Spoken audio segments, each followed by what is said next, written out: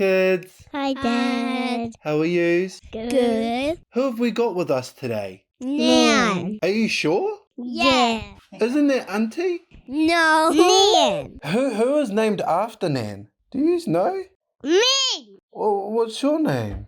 Kamaya. Kai Carmen, that mine. No, yours ain't Kaya's Carmen. What? Right, so we got your Nan with us today.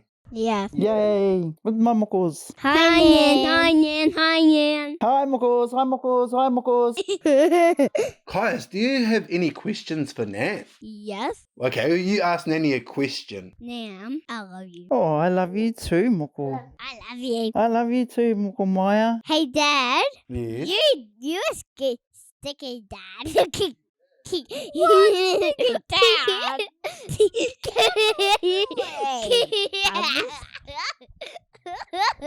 How old is Nan? 4 and 8. That is correct. Well done, Kaius. Okay, Kamaya, what is Nanny's favourite colour? Purple. Purple. Is that correct, Nan? That is correct. Well done, Yes. Kamaya. Who is Nanny's mum? Ooh, Kamaya. Big Nan. Whoa, well done. Oh, and I know who Nan's mom right here. What's that? Yeah, who? Dad. Yes, she is. She Good is my boy, mum. guys. Well done. Yes. And who else? Who else, mummy, is she? Auntie? D. Auntie D. Good job, Kaius. Nan, what are your favourite things about Kaius and Kamaya? About Caius, I love hugging him, and I love it when he sings me songs on Viber. He sings them through. I love his songs. I love playing games with him. For Maya, I love her little artworks that she always gives me. I paint for her to make something. Yeah, Well yeah, done. yeah. Maya does all that for me, and Maya always sees if I'm hungry. Bye, Whānau. Get ready for ARKK-ing up. Bye.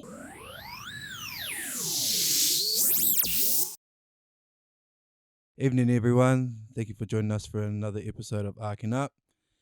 My name's Emmett, and this is my beautiful wife, Robin. And these are our stories of our completely opposite backgrounds and how we navigate through life with our 3 beautiful kids. Yeah, so as you can see, we're in different spots tonight. Rob will be the one hosting tonight. This is part 2 of Through a Mother's Eyes, and as you could see right here, we will be joined by internationally, digitally, virtually, from my mother-in-law Jen. And yeah, this is Rob's side, through her mum's eyes. So rip into it. Same questions, just different vibes, different guests. Yeah. Yep. How was your week, Ma? Well, I started a new job this week, Ooh. so it's been feeling my way around that and getting used to everything, completely different to what I was doing with care working. Yeah. I'm now in the office, one of the people doing the rosters and everything, and yeah, it's just been eye-opening. Oh, Ooh, cool. nice. Cool. Bit of a pace change for you. What about a pay change? Is it a bit of a pay change too? Yeah, no change. And I get to work from home. Oh, yeah. even better. I wouldn't mind a pay change to come work at home too. Oh. Oh, cool. Good Yeah. week. All right. How was your week, babe? Oh, mine's been terrible actually. Oh, no. Hayden, I've done 24 hours overtime. Oh, Nah, done. yep. Quit. That's Oh. I quit. I quit. This is my resignation, guys. Nah, yeah. Shit, but all Joking, good. not joking. Yeah, joking. No. Not sorry. Yeah. Crap, but, just can't change anything, so just work through it. Eh? Yeah. How's yours? Yeah, it was good. Bit exciting. Finally got our heat press. Yeah.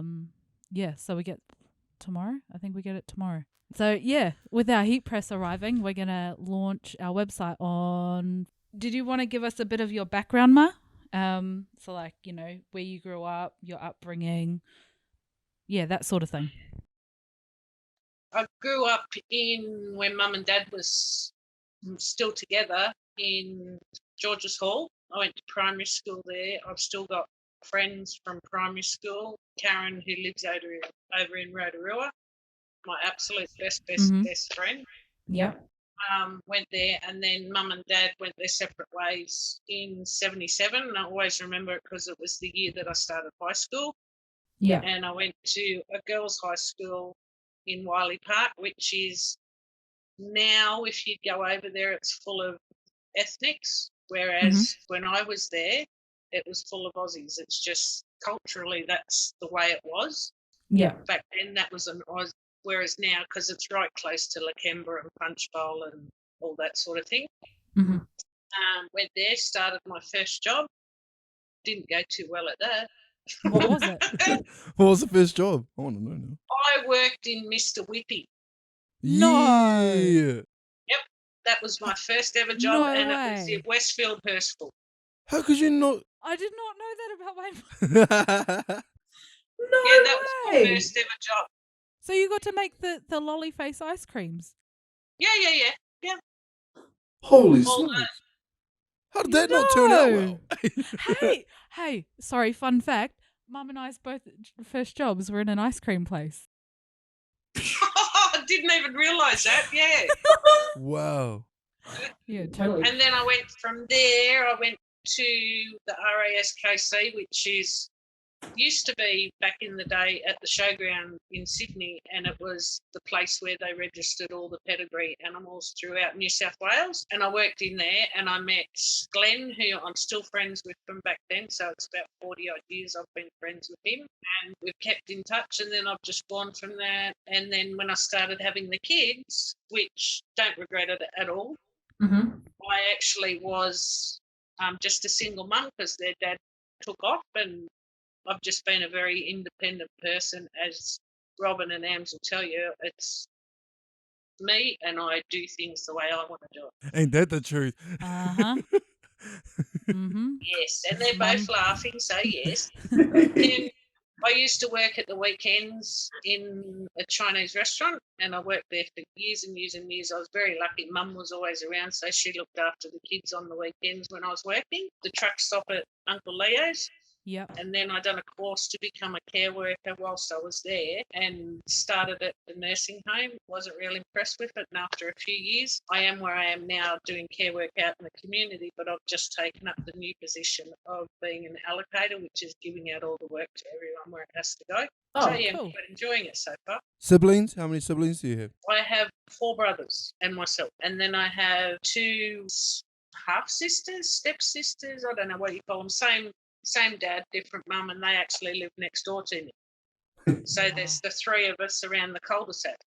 And I'm very, very, very close to my brother who's in Queensland, Graham, and the same as my brother who lives at Hilltop, which is about half an hour from me. Very close to him, Sean. But the other 2 I haven't seen for a number of years. They went their way, I went my way. That's the only way I could sort of put it. Yeah. Mr. Whippy. I'm still trying to figure out how that didn't work out. Just thinking about the ice cream, mate. I know.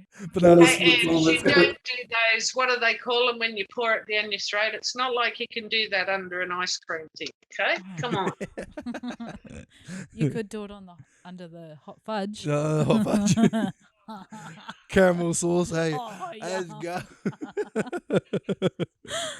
Are you the oldest? Oh, yeah. Where do you come? No, there's my brother Mark's the oldest, my brother Paul, Graham, myself, and then Sean's the youngest. And what's the age gap again, Ma? There's between myself and Sean, I think there's about 2 years. Yeah. Memory. I know, no, they have to be about 2-3 years, something like that. Between myself and Graham, I always remember that because he's the one I'm closest to. There's only 18 months between me and him.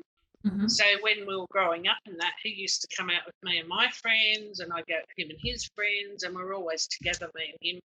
He used to date a couple of my girlfriends, and yeah, it was just all into Wing woman, eh? What did you say? Wing woman. Wing woman, your mates off to your brothers. And Mum said that to me years and years ago. She said when we were away on holidays one time, because the boys wouldn't let me go and do what they were doing, she said, don't worry, they'll come back to you and want to be around you in years to come. And there it was. And then there's Paul, who's, I think he's about 5 years older than Graham, so he'd be in his 60s now, and then Mark would be in his late 60s, maybe in between Wow. mid to late 60s. Yeah, I'm 57, and Graham's, well, in years, he was born in 63, I was born in 64, but it works out to be 18 months when you. Yeah. So, When yeah, you apart from that, so he's 58.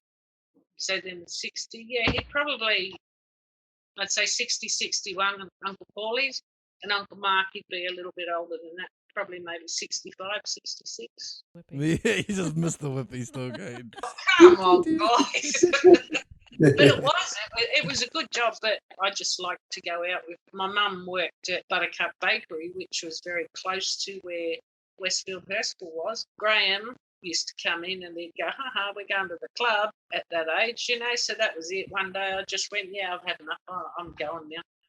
And off I went, never went back. So you left your job for the pub? No, left my job to be with my mum and my brother. Oh, right. At the pub. Yeah, at the pub. Nothing wrong with the pub. Like going back to how like you were brought up, do you think that like influenced the way you brought us up as kids? In a way, yeah, because when I was growing up, when we were first, before Mum and Dad split up, I was I'd go to my friends and come home, normal childhood. You know what I mean? You had to be home by dark. If you went home by dark, you knew it. You were in big, deep poop. Yeah. But when Mum and Dad broke up, because three of the boys stayed with Dad, and then me and one of the boys, Sean, went to live with Nan. Yeah. Well, it became that when Mum wasn't around, I was the mum. I remember distinctly years and years and years ago, I worked in at the city and Uncle Sean was still going to high school. Mm-hmm. And the high school, because Mum worked such odd hours with the bakery, they'd ring me up and say, hey, he hasn't shown up again, can you go get him? So I'd have to go all the way from the city, all the way back to where we were living at the time at Bankstown, find him, get him, take him to school. And he stopped doing it one day when we walked through Punchbowl Boys High School, and he's going, now I'll do it again. And all the boys were hanging out. So here's me, you know what I get like Robin, made an absolute fool of him, and he never done it again. And that's all. Yeah, but when it was just me, Mum and Sean, I had to be that stronger person, that one that helped her because she was working all the time, all that sort of thing. So it was a case of Mum lent on me a lot. I lent on her as well. Yeah. But it was, I wouldn't change it. Mm-hmm. I feel I had a really, really good childhood. My mum, honest to God, Robin knows how much I think of her, and honest to God, no one in my eyes will ever, ever, ever. If I was half the mum to you kids from what she done for us, I've done my job. Honestly, she went above and beyond, and to this day, I still thank her every day. It's just I had a bond with her, the same as what I've got with you, Ross.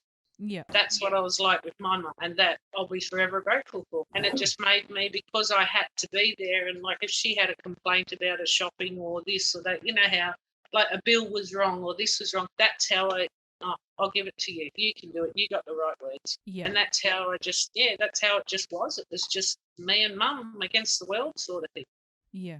And it was like when Pop used to come and pick Sean up for the weekend and stuff like that, I'd quite often sit there and think, why doesn't he take me? Yeah. Why don't I go? Why can't I be, I never felt with him that, not that I wasn't worth it, don't get me wrong, that's the wrong words, but I never felt and wanted the not right words either, but I didn't feel as good as the boys. Yeah. It was like, back when we were younger and younger, we used to go away every week, every holidays and that up to a place near Bulladila, and we'd be skiing and we'd run around with all the friends like you see in the movies and that when you meet up at Christmas and stuff. Yeah. Absolutely brilliant. But once Mum and him split up, that all stopped. There was no water skiing. There was none of that. We just done what we done. And I couldn't have asked, honestly, I could not have asked for a better childhood. I don't regret 1 ounce of it. Who would with Mr. Whippy? Just straight back to that. Straight back to that. Bloody Mr. Whippy. Just go straight back to Mr. Whoopi. How can you be sad with Mr. How can you Whippy? stay with all that ice cream and the pub? Childhood complete, eh? Like, Yeah, done.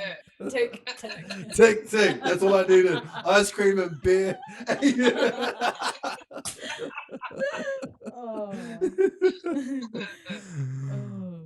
Yeah, what about me? What was I like as a kid? From the day you were born, honest to God, I swear on my life, she slept through the night. She slept from 9 o'clock till 6 o'clock in the morning. Never once, never woke up, never nothing.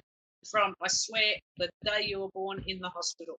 Yep. And that continued right along. Brilliant kid, like had lots of awards and lots of friends and, all that type of thing. But you and me, as you know, we were always together. Yeah. People seen you, they seen me. If they seen me, they seen you. And Mhm. that's just how we've been the whole Yeah. time. Got the awards, got the study, and got really good grades. I can't have anything. I honestly cannot remember a time where I've ever smacked you or anything. I've never had any need for it. I'm trying to think. I don't see that look in your eyes. Nah. I can just remember the porridge and the wooden spoon. Do you remember that? Yeah, it's the threat. The threat was there, but I never done it. Yeah. And the wooden spoon I used to have in my handbag when we went out. Yeah. Yeah, Did you ever pull it out on us? I pulled it out on Chris. Ooh. I pulled it out on Chris when we were out one time, but you always knew it was there. And it was just one of those things you just never really played up. Yeah. The one thing that I can remember your brother doing is telling me he was going to his mate's place. Say his mate's name was. Yeah. He went to Bill's place. I can't remember the kid's name, to be honest with you. Well, unbeknownst to me, he had two mates named Bill. So I've gone to the one I thought it was and absolutely crapped myself because he wasn't there. When he come home, I took him down to the police station. They locked him in one of the cells down at Campbelltown Police Station. Gave him a talking to tell him how lucky he was to have someone who cared about him, and blah, blah. All the things that they tell you that they don't do, but they do. They were really good. And he didn't realise that that's how much you worry about kids. And I mean, it doesn't matter whether they're 1 or whether they're 51. They're still your babies. You still worry, and you just can't help it. It's just in you. Yeah. Yeah. Totally get it now. Yeah, but you wouldn't have before. It's like you wanted to go to the city and stuff like that, and I'd be, nah. Yeah. And if you did, I don't want to know now because I don't want to know. But the reason behind that was because, and now you realise why, because of all the violence and stuff that happens in the city and all those places like that. You don't want your kids around that. It's not yous that are going to play up. It's the other idiots out there. Yeah. Yeah. Definitely. What did you think and how did you meet Ams? I remember hearing about him, and please correct me if I'm wrong, but I remember hearing about him in the doorway when we lived at Lindsay Street, because I asked you where you were going, and I was quite hurt. I had no idea that you were seeing someone. No idea. You never said nothing. So when I wanted to go do something, and you said, "Oh no," it's the first time you'd ever said no to me. It gutted me. Oh, rip the heart out, eh? It seriously did, Ams. Really? Only because I was so used to it being her and me, me and her, me and her. You know what I mean? Yeah. Yeah. And then to think that she's found this, like, don't get me wrong, in the back of my head, I know I was happy for her because she deserves to be happy. Oh. Just go out and tell someone rather than waiting and then going, oh, by the way, I'm going here, I'm going there, I'm going here, and there. And then when I finally met Amit, I distinctly remember him coming over for dinner and thinking, holy dilly, he's a good eater, this one. But then him falling asleep on the lounge, which to me was normal, as I do remember saying to Robin, he gets up the same time I get up, Robin. Yeah. That's what I feel like. Yeah. Leave him be, let him sleep, Mm-hmm. Yeah. But he was very shy at first, and it's taken him a long while to get to know that we are here for you both. I knew that look in your eyes, you were gone, kiddo. I remember telling you about him at the butcher. Do you remember that? You don't remember that? I remember going shopping with you, and then yeah, you're buying meat for dinner that night, and then you asked me what I wanted, and I was just like, oh, I'm not home for dinner tonight. And you're like, oh, where are you off to? And I was like, oh, I got a date. And then you told the butcher man. And then you were He like, still remembers you. and then you were like, oh, with who? And then I was like, oh, a guy I met at school. And you were like, what? One of the dads of the kids you look after? Oh, because you're working at the Yeah, preschool, yeah. aim. Well, So- that's what I thought. What? Do you have any advice for us? The one thing I would tell you to, which I know you do already, would be treat each other the way you want to be treated yourself. If you, if you have your blues, everyone has their fights. Yeah. Don't hold grudges. Don't nothing. Life's too short. Life's too short. How did you feel when you found out you were going to be a nan again? Remember I how? was totally, absolutely over the moon for probably about a week. No, serious. It wasn't for long because then you were moving to New Zealand. Yeah. So to me it was, I'd Your love heart yous got to ripped be. again. Yeah. Hey. Yeah. Yeah, got ripped off again. Soz. Sorry. Oh, that would No, have been but hard. I mean, I remember when I first went over there and we first met Caius, Yeah. and before that, I wasn't real happy with Ams. It was like, he's taken her away. Yeah, I took her virtue. I took her away. Fuck. What's next? Hey. Exactly, same sort of thing. But when we come over to that house that you used to live in, it was in the cul-de-sac. Do you remember the house? Yeah. It was outside with Ams one afternoon. I don't know why, but I said to him, I said, you know what? I'm sorry. I apologise to Amitz for the way I've been. But as I said to him, I can see she's happy. I can see you're treating her right. What more can I ask for? Yeah. I can't ask for anything else. And that's what I mean. I'd love for you guys to come back, but you're happy. Yeah. It's what do you do? Mm-hmm. I'll just keep spending a fortune on airfares. COVID's kind of saving you at the moment. Oh yeah. I'm glad I had those 5 weeks over there with you guys. Yeah. Yeah. Got in just in time. How did you feel about me becoming a mum? Didn't have now no doubts at all at how good you'd be. No doubts at all. After working in preschool, and I mean even going back to when you were little, only Leah's daughter Shane was born, and then you used to always play with the hair and keep it quiet, sniff her hair. Remember that shampoo? Oh, yeah. What was that shampoo? It's not around anymore. I can't think of the name of it. Yeah. But it was like, it was just beautiful shampoo. But yeah, then you worked in a daycare and had no reservations about you becoming a mum because I knew you'd be a superb mum as it was.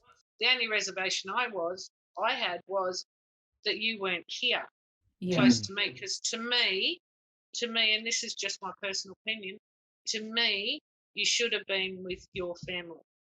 Yeah. I know, don't take that the wrong way, Ams, please don't.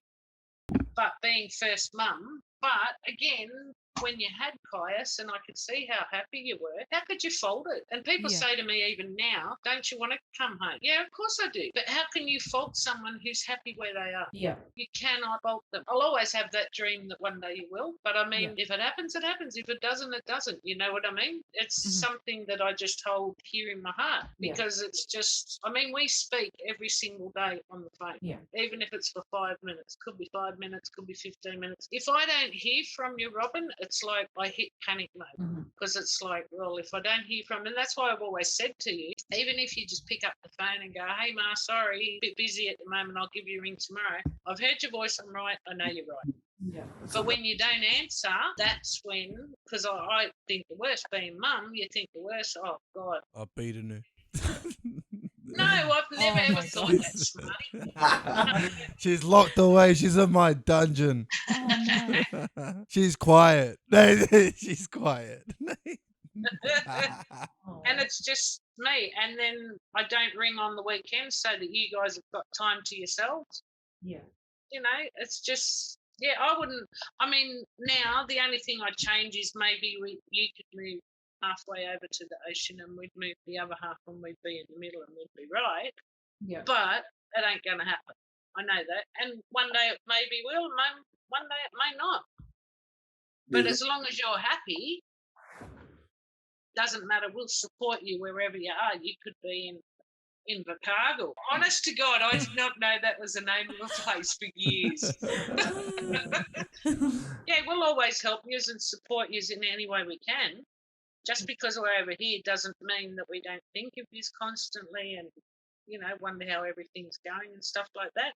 The love we've got for you, Emmett, and the kids, it surpasses anything else because as far as I'm concerned, you'd only have to pick up that phone and go, Mum, I need you, and I'd be over there. I've done it before. So I don't want either of you to ever forget that. That's the way life is. You are where you want to be. Yeah. You are where you're meant to be with your husband and children. Even Uncle Graham, from when you guys were over here for Chris's wedding, still comments to this day about how well behaved the kids have been.